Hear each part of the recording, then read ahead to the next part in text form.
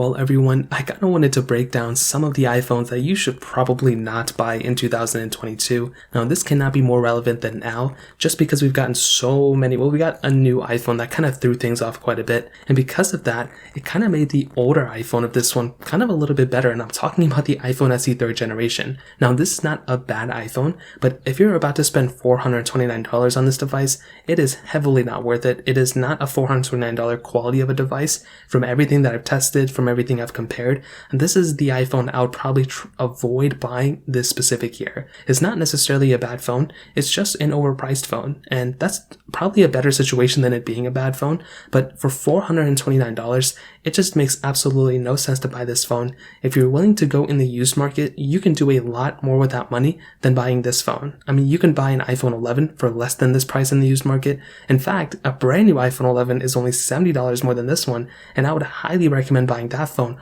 over this one. That's not to say the iPhone SE3 is a horrible phone or anything like that.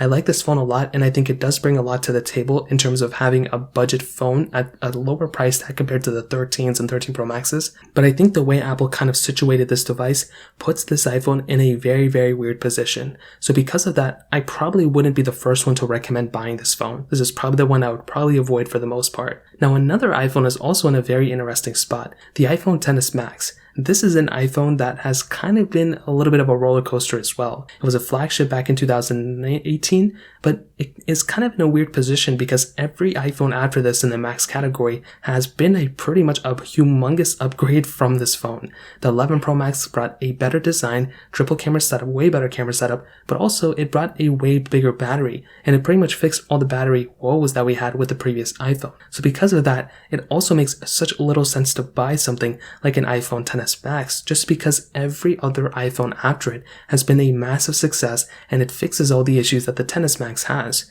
Now, the build quality of the XS Max still feels great. It looks like a beautiful phone. There's really not that much to hate on it in that standpoint. It just so happens that some of the internals, it's just not my cup of tea. And even with the battery tests I've been doing recently, it really hasn't been like a crazy great battery life in my opinion. I will tell you though, with something like an iPhone, 12 Pro, iPhone 13 Pro, iPhone 11 Pro, those are probably even going to be better situations and better devices than this specific iPhone. Now, another group of iPhones I would probably recommend buying is anything older than an iPhone 6s, including an iPhone 6s. There's probably no reason to buy any of these iPhones in this day and age unless you're buying it as a collector's item, unless you need some iOS device for like a backup device for some reason or something, or you're doing like a buy and resell thing, or I don't even know.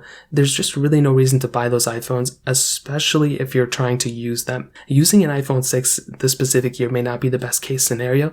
Using an iPhone 6s may not be the best case scenario either. Although the 6s is still supported, it really doesn't make too much sense to buy that phone anymore. It's severely outdated in terms of hardware. Software is still up to date, which is really good. But if you're trying to buy a phone right now, I'm probably sure you're going to probably keep a phone for the next 2-3 years possibly. And the iPhone 6s is not going to last 2-3 years. And any iPhone older than that is not going to last even 2 years. Probably not even 1 year, to be honest. So those are probably the main iPhones I would recommend not buying in 2022 as of right now. I'll probably redo this video probably a few months from now, we'll see. But that kind of covers it. If you have any other questions or anything, let me know in the comment section below. Hit the like button, that would mean so much, but definitely hit that subscribe button. More importantly than everything else, I love every single one of you guys. Hopefully I'll catch you guys in the next video. Peace out till then.